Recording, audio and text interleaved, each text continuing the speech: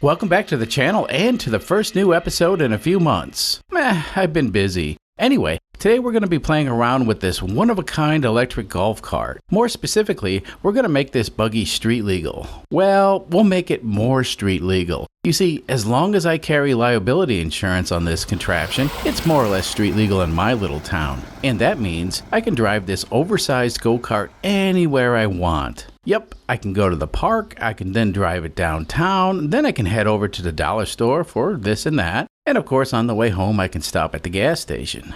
This thing is actually a blast to drive, and to be quite honest, this summer I've been pushing this thing to its limits in order to get the unique drive system to fail. So far, it's been rock solid, which I guess is a good thing. Now, if you're new to the channel, well, you're in for quite a surprise. You see, this is the world's first electric golf cart that doesn't have conventional batteries in it. Nope, we don't need no stinking batteries. Instead, this electric golf cart is powered by a petroleum battery. What's a petroleum battery? Well, I'm glad you asked. It's simple. You see, we got rid of the heavy and expensive lead-acid batteries and replaced them with a 212cc Predator engine. The clever part is, we also installed a modified alternator that now supplies all the electricity the drive system on this golf cart needs. Now here's the best part. In order to recharge the battery, all you have to do is add petroleum to the reservoir, and within a few seconds the battery's fully charged again. This is the best kind of electric vehicle in my opinion.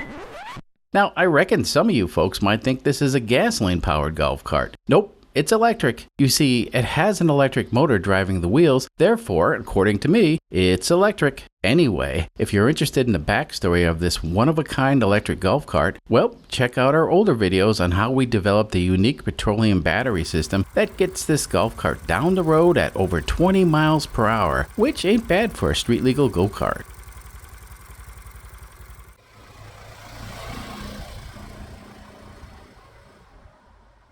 So I reckon we're going to need headlights, taillights, brake lights, turn signals. Whoa. Here I come. So if you drive a BMW, turn signals are actually a real thing, just saying. And last of all, since I grew up in New York, I require a horn in order to be the biggest asshole on the road. You know, I'm the guy that just won't wait that extra second. Yep, that's me. So this is my first project since returning to YouTube, and I feel like I need a vacation already. So we're going to cheat and use a golf cart street legal kit that I picked up on Amazon for $150. We'll get into that in a minute. As you can see, this buggy has headlights and taillights already in place. Well, the good news is I cut the wire harness out of the golf cart when I was developing the petroleum battery system, so there ain't no wires connecting anything. The even gooder news is, this kit comes with a brand new wire harness. Very nice. Let's have a look at what's inside the box. So this appears to be a complete kit to outfit a Club Car DS with all the necessary parts to be street legal in most jurisdictions. But as I mentioned earlier, in my town none of this equipment is required and all you have to do is have liability insurance. So this may seem like a complete waste of time and money, but consider this. I've been driving on the streets with cars, trucks, and motorcycles for 42 years now and without a single accident. And that's because all of my vehicles were mostly street legal and had semi-functional safety equipment. Now, as a courtesy to other drivers, especially young drivers, I want my epic little golf cart to have rudimentary equipment to avoid any confusion while I drive like an idiot. Every little bit helps. Anyway, for $150, I got an LED headlights and a pair of LED taillights. A horn. Get out of my way! A fresh wire harness. A multi-function turn signal switch that mounts to the steering column. This switch assembly activates the turn signals, the headlights, and it has a button for the horn. So this is basically everything we need within arm's reach. Right here is the brake light switch. So this guy has an obvious purpose and it's to activate the brake lights. Later on in the video, I'll discuss the pros and cons of using this type of brake light switch versus the standard brake light switch that's already installed on the golf cart. Oh, and this little gizmo is another switch that activates the four-way flashers or hazard lights. That's an interesting feature that I just wasn't expecting. The rest of this junk is just garnished trim pieces to make the system fit and look nice. So my Club Car DS was built in 1994 and has been garage kept since new. Most of this golf cart is still in excellent condition after all these years. Now off camera, I went ahead and evaluated each of the parts in this kit, and this stuff is not as nice as the original equipment, but it is pretty good all things considered. If I rate the original equipment at a 10, this stuff comes in at an 8.5 or a 9. I reckon this stuff is probably the same stuff that comes on brand new golf carts, so it's of decent quality, but as usual, older stuff just seems better. So this kit does come with instructions, which is nice, but I'd have to say the instructions are somewhat lacking. Well, at least they tried. Now this is interesting. Apparently the headlights and taillights on one of these buggies is optional, and the lighting equipment was likely installed at the dealer. It would appear that there are plenty of these golf carts that were sold without headlights or taillights. Now this kit does come with templates that you can use to mark the location of the headlamps and the taillights, so that way you can cut the proper size holes, which is nice, but since my golf cart already has headlamps, I'm not sure the headlamps in this kit are going to fit. The taillights will definitely work, but I'm just not sure about the headlights. We'll cross that bridge when we get there. The good news is, OEM type headlamps with LEDs are available if the ones in this kit don't fit the holes that are already cut into the bodywork. It would be an added expense if I had to get the proper fitting headlamps, that's for sure, but I couldn't find a street legal kit with turn signals that had OEM type headlamps for a 1994 Club Car DS. Alright, let's get started on the install. But before we actually waste a bunch of time physically installing this stuff, I want to bench test it first, because that's how I roll.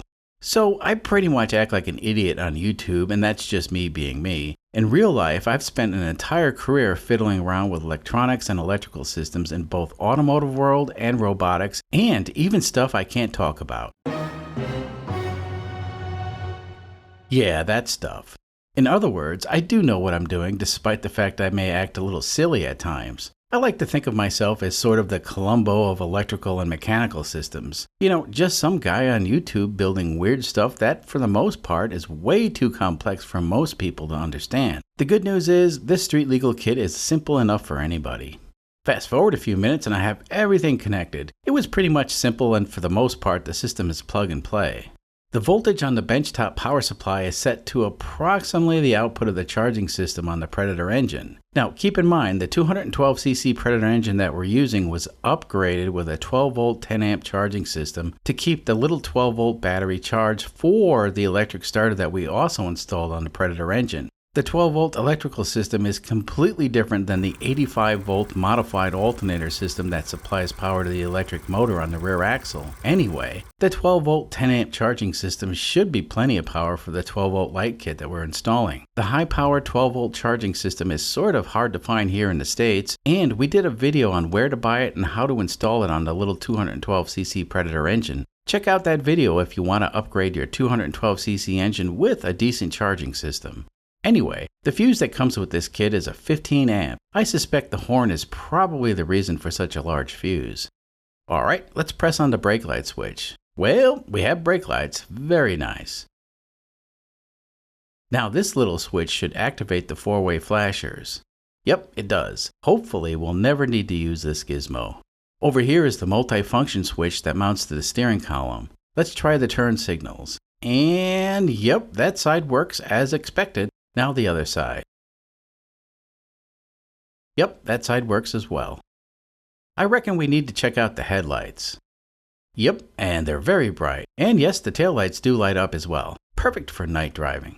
Now the last bit is going to be the horn, but I don't think my benchtop power supply can handle the current load. I do hear the horn make a bit of sound, so the button is working. We just don't have enough power right now to make the horn work. Now I reckon if we use the 12 volt battery instead of the power supply, the horn would work. Anyway, this system checks out on the bench, so if we have any problems after it's installed in the golf cart, well, it's likely going to be due to user error. That's why I like to bench test stuff first. The first things the instructions will have you do is fit the templates to the body so you can cut out the headlight and taillight holes. But in our case, we can skip that because we already have the headlight and taillights. The new replacement taillights with LEDs appear to be an exact copy of the original parts. It does feel slightly lighter, and that could be because the LEDs weigh less. Anyway, the new taillight fits the club car perfectly, so that's good news. The original headlamps on this buggy were of the halogen type, and we'll be replacing them with modern LED headlamps. Off camera, I went ahead and removed the hardware securing the headlamps to the body, so this guy should come right out no problem. It's a bit dirty, but appears to still be in perfect condition for its age. The new headlamps look slightly different, and I'm not sure this guy's going to fit in the hole that's already cut into the body. Let's give it a shot and see how it fits. Well, just as I suspected, the new headlamp's not a direct replacement for the OEM headlamps. It fits the contour of the body just fine, but if we use these, we're going to have an open gap, so this ain't going to fly.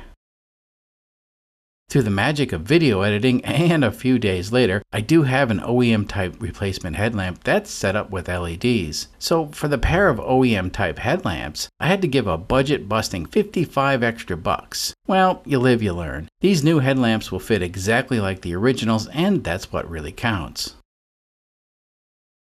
So for now, I'm going to leave the headlamps and the tail lamps out of the vehicle because it's going to be a lot easier to work on this thing with them out.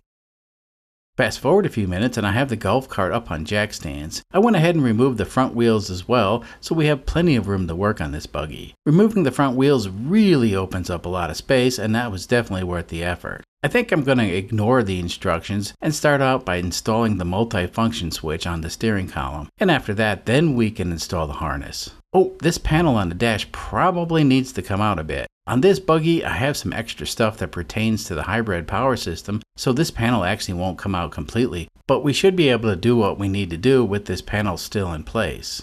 The turn signal switch thingy mounts to the steering column with 2 clamps, and it really couldn't be easier. Overall, this switch assembly feels to be of decent quality, but only time will tell. I suspect the fact that this buggy is stored indoors and isn't left out in the sun or rain will have a lot to do with how long these parts last. There we go. And to finish it off, we can install this cover for an OEM type appearance. Very nice. The harness from the switch assembly needs to slip through the gap between the steering column and the dashboard. Not too shabby. This kit comes with a trim piece that covers the harness, so let's slip it in place. That looks fine. However, I think a few zip ties would have also looked just as good. So now we have left turn, right turn, headlights, horn, and this switch also moves this way for some reason. Perhaps this is a feature for high beams or something like that. I'm really not sure, but we will find out once the system's completely installed. So I took a few moments and I laid the harness out on the floor, and from what I can tell, this harness wants to be laced into the left side of the vehicle as far as routing it through the frame rails and whatnot. So that's what we're going to be doing. So in order to get this harness to fit properly, I'm going to start with the right side headlamp. Once we get the headlamp installed and the harness zip tied into place, then the rest of the harness should fall right into place. Fast forward a few minutes and somehow I managed to get both headlights in and connected to the new wire harness, which was pretty easy. I also found a hole in the chassis that was perfect for mounting the horn, so no drilling was required. Everything pretty much just fell into place, which was nice. The harness runs along the left side of the frame rail and gets zip tied into place, which is how the original harness sort of fit, except it was routed on the right side of the vehicle. So for the 4-way flasher switch, I needed a place on the dashboard to install it. Well, since the new system has the headlight switch on the steering column, I was able to repurpose the old headlight switch location for the 4-way flasher switch. Very nice. So for the brake light switch, here's where I'm going to deviate a little bit. The kit comes with this silly pad that is supposed to mount on top of the brake pedal. I think this pad thingy is stupid, plus it doesn't really fit the brake pedal. So I'm going to use an OEM type brake light switch, because it's a cleaner installation in my opinion. Now, despite the fact that I don't like the silly brake pad switch that was supplied with the kit, it does have a very important feature. You see, with the brake pad switch, you can set the parking brake without activating the brake lights. You know, if you park the buggy with the parking brake on, you don't have to worry about the battery going flat. Now, with the OEM type brake light switch, well, you'll be activating the brake lights whenever the parking brake is set, and that will drain the battery. Well, I don't really use the parking brake unless the engine's running, so I really don't care if the brake lights are on. The engine, or as I like to call it, the petroleum battery, will keep the 12-volt battery charged if the parking brake is set while the engine's running. For me, it's a non-issue, and that's the way I'm going to wire in the switch. So here's the OEM switch with wires that I cut off the silly switch that was supplied with the kit.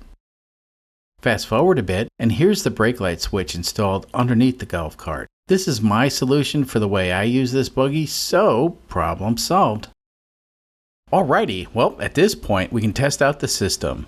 Right now I have my fluke wired into the system to measure the current draw of the various lights. Now this is interesting. The system has a 4 milliamp current draw when nothing is activated. Now 4 milliamps is a small parasitic draw that can eventually drain the battery, but keep in mind, at 4 milliamps it may take a few months to make a difference. Since I currently drive this buggy every day, this is a non-issue right now. Okay, let's activate the brake lights. Yep, they work, and it looks like the LED brake lights consume 80 milliamps. 80 milliamps is pretty much nothing, but it is enough to drain the battery that we're using in a few days. Alright, let's check the headlights and taillights. Well, the headlights work and so do the taillights. So we're measuring just over 2,000 milliamps, which is just 2 amps for the normal people. Not bad at all. This buggy has a 10 amp charging system, and at this current draw, we still have plenty of juice to keep the battery charged when the engine's running. So far, so good. The turn signals appear to draw 80 milliamps max, which is not an issue, and it appears both the left side and the right side turn signals are working as expected. The 4-way flashers draw about 150 milliamps, which is slightly less than I expected, and it really doesn't matter because it's pretty much nothing and we'll never use them anyway. Let's check out that horn. Yep, it works. Very nice. So here's something I noticed. Well, there are no indicators letting you know if the turn signals are activated. So it's possible to actually leave the signals on. But wait, they built in a feature just for that. So as it turns out, if the signals are accidentally left on, well, after about 30 seconds, they'll automatically stop flashing. It's debatable if this is a good feature, but it is a feature. Now, we did discover that the multi-function switch can be pulled back, but unfortunately this doesn't seem to have a function. You know, with the headlights off, nothing will happen, and with the headlights on, again, nothing will happen. So pulling back on the multi-function switch has no function, at least now we know. I reckon I need to put this thing back together and we can test out the headlights at night. Stand by. So check this out. After the sun goes down, this field will be populated by dozens and dozens of rabbits for some reason. I don't know anything about rabbits other than they're marsupials. Anyway, I figure we can test out the headlights by chasing a few rabbits with this contraption. Might be a bit of fun. You know, it's been extremely hot here in Kansas these past few weeks, and this simple project actually took me a few days. And that's because I can only work on this thing after 8 o'clock in the evening when the shop is cool enough to work in. Alright, well, it may not look it, but this is as dark as it's gonna get. I blame the camera for being a bit too good. Modern problems. Anyway, the taillights look very bright, and this buggy is definitely visible from the rear. Let me bump the brake pedal, and we can see how much brighter the brake lights are. Yep, that's a big difference. Let's chase some rabbits. So this is what it looks like with the headlights off, and unfortunately the camera doesn't tell the whole story. It's a lot darker in real life.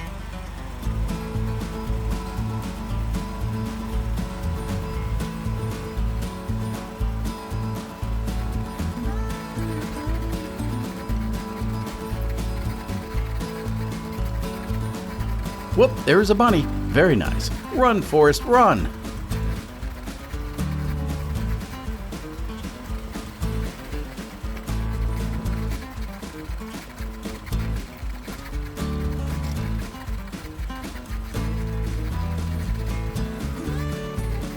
So this field was originally sort of a stockyard for cattle and other animals that were to be loaded on the train back in the day. This field has always been here, well, for at least the past 150 years, and there's all sorts of stuff buried here. I reckon I need to get a metal detector and do some exploring. There might be some real treasures buried here.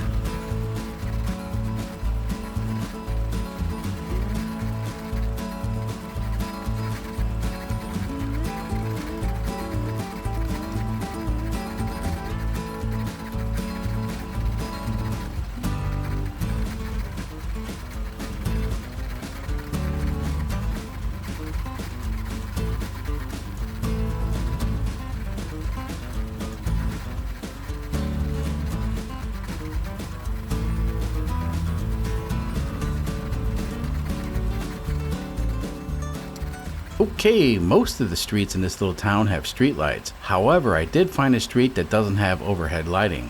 As you can see, the headlights work great, but unfortunately driving this golf cart after dusk on public roads is not allowed. So it really doesn't matter if this thing has working headlights. You see, the street legal aspect of this contraption is only valid from dawn to dusk. You know, that's too bad because this thing is a blast to drive at night. Well, I'm really glad I took the time to outfit this thing with at least turn signals and brake lights for daytime driving. Of course, I also have a mirror and a speedometer. Believe it or not, this thing can actually break the speed limit on a few of the streets around here. Oh, before I forget, the petroleum battery emblem on this golf cart was designed and 3D printed by one of my viewers. Now, I very much appreciate what some folks would do to make this channel extra special. Unfortunately, I lost the contact info and I can't thank this person by name, but whoever you are, you're very much appreciated. Oh, and one more thing. We do have a turbo diesel 1.9 liter engine that we're installing an MTDI pump on. Well, I reckon the 1.6 liter diesel S10 will be getting a much needed upgrade very soon, so look forward to that. I'm Jimbo and we'll see you next time. Until then.